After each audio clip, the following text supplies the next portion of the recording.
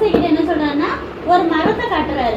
அந்த மரத்தை வெட்டி அந்த தண்ணியில போடுங்க அப்படின்னு மோசே கிட்ட சொல்றாரு. மோசைக்கு தான் தேவன் பேசுறது கேட்கும். அப்ப அந்த மரத்தை வெட்டி தண்ணிக்குள்ள போட்டோன்னா தண்ணி என்ன ஆகுது? கசப்பான தண்ணி அப்படியே இப்ப தித்திப்பா இருக்குது.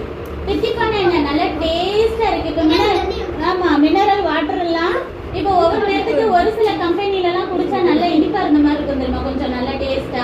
அதை விட தித்திப்பா இருக்கு. இது தேவன் கொடுக்குற தண்ணி இல்லையா? அப்ப கசப்பானது இனிப்பா மாறிடுச்சு. இப்ப அதே போல நம்ம வாழ்க்கையிலையும் என்னது, சில பகுதிகள் வந்து கசப்பா இருக்கலாம். இப்ப நம்ம வாழ்க்கையில சில போராட்டங்கள், சில வேதனைகள், சில நோய்கள்ங்கிற கசப்பு இருக்கலாம். அப்ப அந்த கசப்புக்கு என்ன மரங்கள் நம்ம வாழ்க்கையில போடணும்? சிலுவை மரம். அதாவது ஏசப்பாவை நம்ம வாழ்க்கையில அனுமதிக்கும் போது அந்த மரம் என்னது, அந்த கசப்பெல்லாம் உறிஞ்சி நம்ம வாழ்க்கையும் தித்திப்பா மாறும். சரியா? இப்ப என்ன வனாந்தரத்துக்கு போறாங்க? அப்படி வனாந்தரத்துக்கு போறாங்க. அங்க உட்கார்ந்து என்ன குழம்புறாங்க? ஐயோ, நாங்க எகிப்துலயாவது என்ன செஞ்சோம், நான்வெஜ்லாம் எங்களுக்கு கொடுத்தாங்க, நாங்க அடிமையா கஷ்டப்பட்டாலும் கூட எங்களுக்கு என்ன செஞ்சாங்க, வாரத்துக்கு 2 தடவை கறி போட்டாங்களே, நல்லா சாப்பிட்டோமே, திருப்தியா சாப்பிட்டோம்னு சொல்றாங்க. அப்படி அங்க சாப்பிட்டாங்களா?